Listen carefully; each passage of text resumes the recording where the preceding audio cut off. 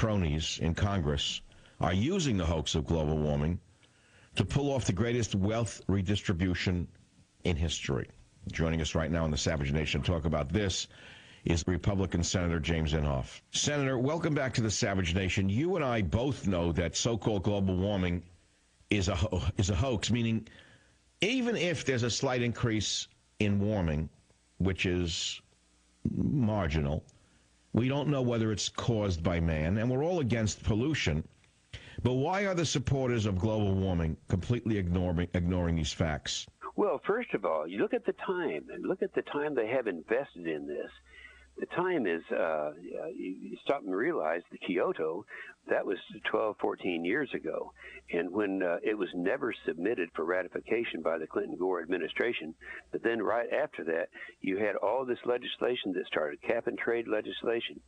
And the people behind it, when you read the book, my new book that's coming out, we have a whole chapter on the history of cap and trade and where it really started, and this surprises a lot of people. It wasn't Al Gore who invented it. It was the United Nations, dating all the way back to 1972. So the people with that much time and investment in it, just take Al Gore, for example. He has, 15 years of his life invested in it. He doesn't want to let it go, and they're holding on with white knuckles, even though they've lost the public. Public now realizes that, in fact, it is a hoax. And that's why we have a president who's trying to do it through regulation instead of through legislation, because they've given up on that. Tell my audience what's the true mission of these global warming con men. Well, you know what they want, Michael? They want to run our lives. This is the way it is with the people that, the Hollywood elites, the Al Gores, the MoveOn.orgs, the George Soros, the Michael Moores. They want to be exempt from these things themselves, but they want to run our lives for us. And that's the motivation that they have.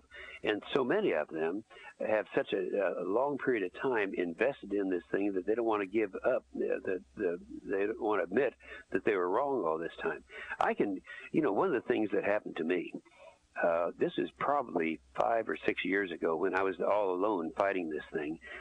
My granddaughter, I have 20 kids and grandkids. One of my granddaughters, I think she at that time was in the 5th grade. She came home and she said, "Popeye, why is it you don't understand global warming?" Well, I went back and checked, and I found out that she had gotten all this from the public school system. That all came from the Environmental Protection Agency. And so these bureaucrats are brainwashing the public out there. And so this is something that in some parts of the country, like California, they still all believe it's gospel, when in fact we know what motivated it to start with and where we are today. But I do think it's important that people understand. They know there are some things they know. For example, when every time we hear from the president, he talks about what he inherited from George W. Bush and the deficits. Well, the results are all in. In 8 years, in the presidential budget of George W. Bush, his total deficits were $2 trillion. In just 4 years, the deficits of this president were $5.3 trillion. Now, I contend in this book pretty much will convince you that the cost of the regulations of regulating cap and trade will exceed the cost of servicing that deficit of $5.3 trillion. So people are not aware of the actual cost of this and what it's going to cost the American people. And even having said that, they admit by their own admission in the Environmental Protection Agency that if we do anything by regulation or legislation in the United States, it won't cause the world emissions to go down. All that'll do is chase our manufacturing base to countries where they don't have the emission controls, like China, like India. So, but I think again, this is the book that puts it all in perspective historically and lets people know what we can do to avoid a real catastrophe from happening in the Obama administration or any administration after that. Well, has the global warming agenda done much harm to our economy thus far? Well, first of all, the damage is that it has restricted what we can do in terms of getting our own energy. People are surprised when they find out that the United States of America has the largest recoverable reserves of coal, oil, and gas of any country in the world. And the problem we're having is the far left, and we're talking about the Obama mentality and all of his friends in Hollywood. They don't want fossil fuels. They have had a war on fossil fuels from the day that he took office. And if you'll remember, his Obama's own Secretary of Energy said we've got to raise the price of gas to be comparable to Europe. That's $7 or $8 before people will get weaned off of fossil fuels. So it's just not rational at all. And if we just get out of the way and develop our own resources, the same as every other country does, we could be completely free from any of the Middle Eastern oil in a matter of months, not years, but months. You are the ranking member of the Senate Environment and Public Works Committee. How can we take care of our environment without destroying our economy? Well, I got to, first of all, keep in mind that the radical environmentalists, they are going to do everything they can for their own agenda.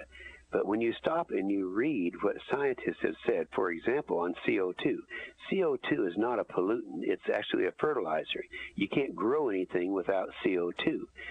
What we want to do is do what we tried to do during the Bush administration.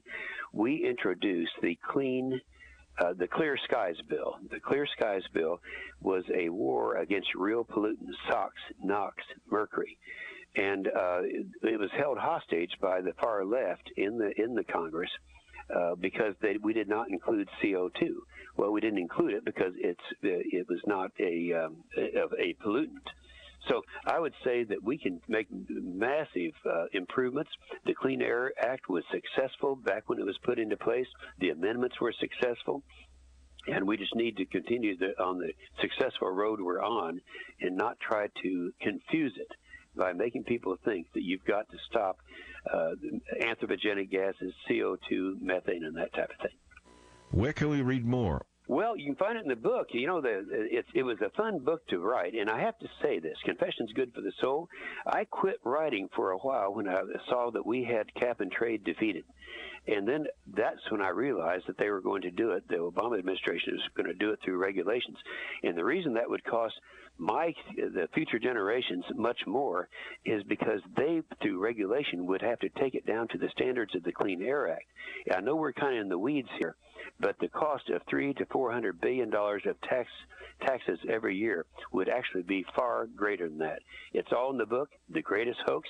And I remember the criticism I had back in 2003 when I said that the notion that man-made gases, CO2, are causing catastrophic global warming is the greatest hoax ever perpetrated on the American people.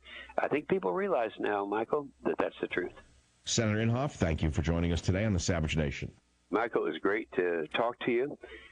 The book is going to be out tomorrow, and it's The Greatest Hoax, and I think people realize what that's all about. But it, for the first time, gives the whole history, and then it outlines the threat that faces us today through the Obama administration, who's trying to do something through regulation he was not able to do through legislation.